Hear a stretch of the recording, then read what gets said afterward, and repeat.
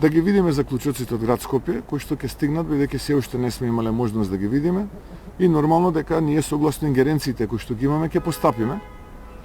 Од тоа што можев да го слушнам во јавноста, се бараат воредни инспекцијски контроли, надзор континуиран, тоа не е никаков проблем и сега тоа функционира. Што се однесува до дислокација, и тоа не е никаков проблем што се однесува до владата. Така што сето она кое што е проблем за граѓаните и проблем за владата. Но сакам да дојдам до суштината. А суштината е дека загадувањето е резултат на децениската негрижа на граѓаните да им се обезбедат алтернативни извори на енергија со кои што тие во текот на грејната сезона ќе ги затоплуваат своите домови.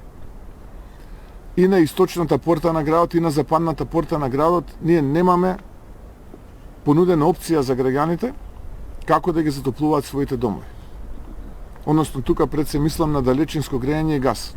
И тоа е децениска негрижа. И тоа е основната суштина во целиот овој процес. И тука ние како влада работиме, развиваме еден проект која ќе ги имаме деталите, а веќе очекувам почетокот на следната година да ги имаме тие детали.